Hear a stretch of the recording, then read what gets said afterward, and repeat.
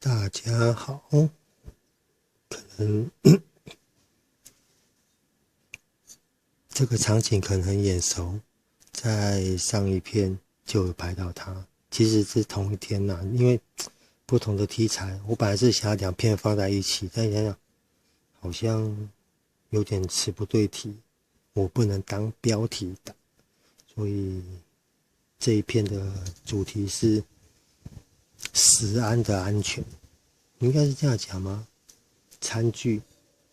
像大家厨房里面都会有一些白铁锅啊，然后想说这种比较不会生锈啊，然后清洗又方便。但是白铁锅有两种哦，一种是食安级的，食材应该是食安级的白铁，然后就是所谓的304，然后还有一种就是比较工业用的白铁，它可能是2字头的，它的白铁成分没有那么的纯，然后它有添加一些其他的金属增加它的硬度。问题最大的是，如果你家里的锅碗瓢盆如果是2字头的话，就所谓的可能比较工业用的白铁，它在加热的过程中，它会释放出锰，那个字念锰，对，这个对身体会有很重大的影响。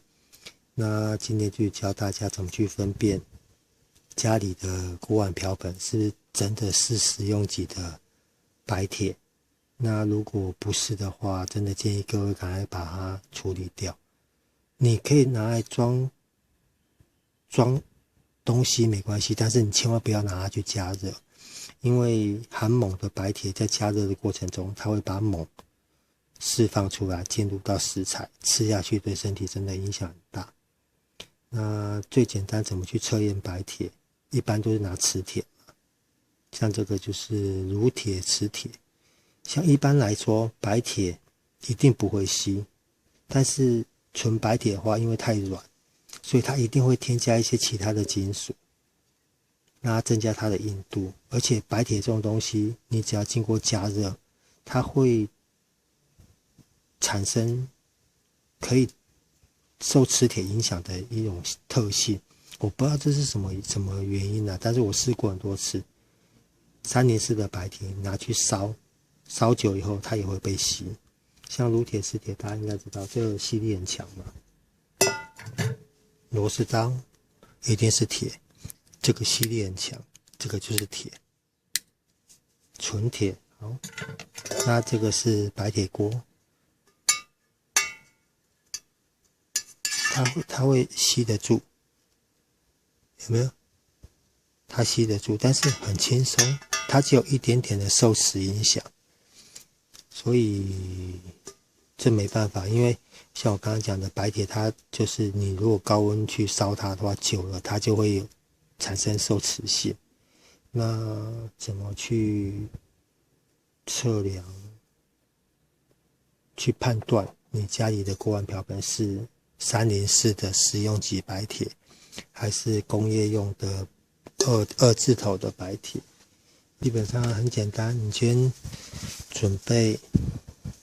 一个9伏特的电池，这边有写，准备一颗9伏特的电池，要有电的哦，电越薄是测量起来是越明显。然后就是电瓶的电解液嘛，但是可能要让各位自己，但是这个应该是很好取得啦，但是就怕各位如果不想把手弄伤干嘛的话，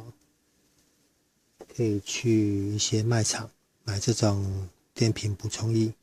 一样的东西，它这个液体就是里面的液体，只是那个浓度的问题。那怎么去弄它呢？因为基本上我们在弄是上面我都会接电线，比较好操作啦，但是怕大家临时要搞得很麻烦，可能大家就没有那种意愿了。基本上就是我这样子先大概做个示范，你它可以两头碰嘛，但是要注意的就是你一头可以碰在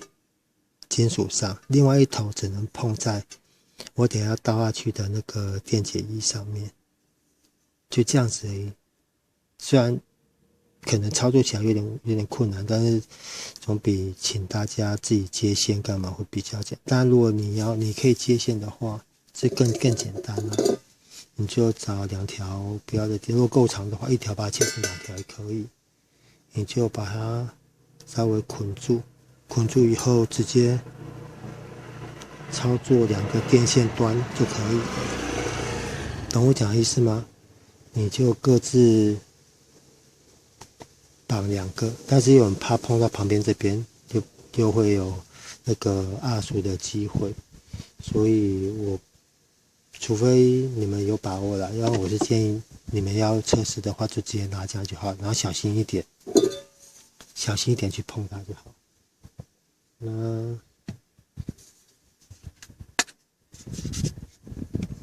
如果你们家里的锅碗瓢盆是有那种夹层的话，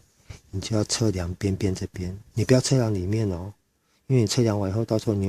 如果没有洗干净又煮东西的话，化学物质又跑进去又更麻烦。如果是像那种锅子单层的话，直接在锅底测量，它不可能说锅内外不同材质，不会。这个有使用过吗？有烧过，白铁也是会生锈，但是温度要很高啊，然后要煮久以后它才会生锈。我用这边测试给各位看，我滴太多，我们先滴一滴那个电解液，然后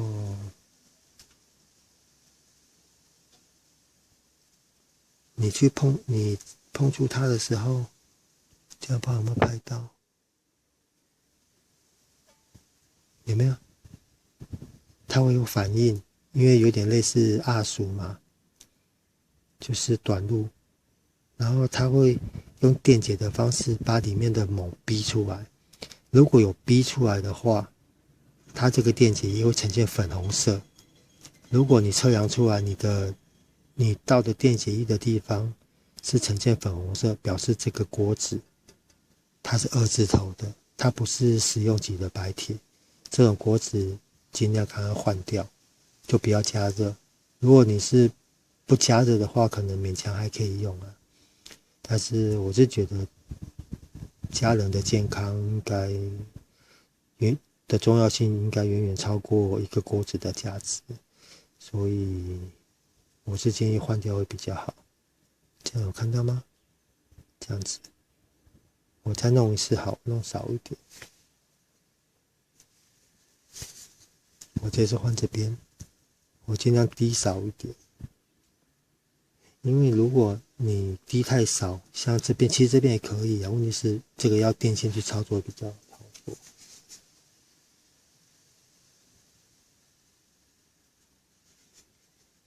哇，有太多，算了，一样，像这样子，一头去碰触没有电解液的地方，然后另外一头去碰触有电解液的地方。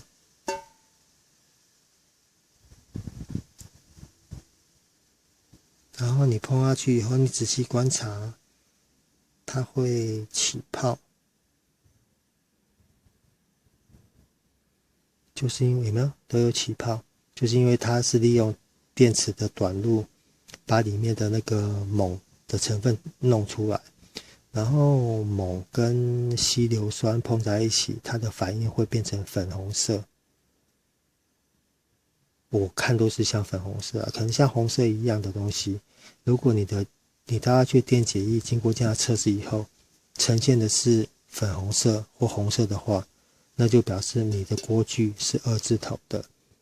它是工业用的那个金属，它不是食用级的白铁金属。这样懂吗？好，那今天这个很简单的锅碗瓢盆白铁的测试啦，就到这边。希望大家有机会帮家里的那个餐具做个检查。基本上只要会用用火直接加热的东西，我建议都要检查。你可能筷子啊、汤匙那些不纯应该是还好啦，但是我很久以前我就有测试过，我只要测试完是在比较不会接触食材的面去做测试，你不要在锅内，汤匙你不要在嘴巴会碰到的地方，不要用那个地方去测试。然后只要测试不行，我就是把它换掉，因为健康最重要。那今天这个很简单的白铁餐具测试就到这边了，谢谢各位，拜拜。